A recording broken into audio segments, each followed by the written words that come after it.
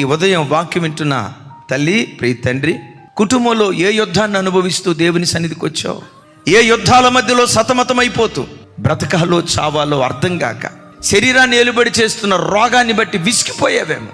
ఎంత కష్టపడినా రెక్కాడినా డొక్కాడని పేద పరిస్థితి అనుభవిస్తూ కష్టార్జితమంతా వడ్డీలకు, మందులకు, మాకులకు ధారపోస్తూ సిల్లి సంచులు వేసుకున్న డబ్బులాగా నీ ధనం మారిపోయి ప్రతి విషయంలో యుద్ధం యుద్ధం యుద్ధం యుద్ధాన్ని అనుభవిస్తూ ఈరోజు దేవుని సన్నిధికి వచ్చావేమో. ఓ మాట, నిన్ను ఆవరించిన పోరాటాలు ఎంత భయంకరమైనవైనా నీ దేవుని కంటే బలమైనవి కాదు. దేవుని సన్నిధిలో మోకరించి, ప్రభా నా ఇంట్లో ఈ యుద్ధం ఉందయ్యా, నా కుటుంబంలో ఈ పోరాటం ఉందయ్యా, ఈ యుద్ధాన్ని నేను చేయలేనయ్యా అని దేవుని సన్నిధిలో నువ్వు మోకరిస్తే పరలోకమందలి దేవుని సన్నిధి నుండి ఆశ్చర్యకరమైన సహాయం నీ యొద్దకు దిగి రావటం ప్రారంభిస్తుంది.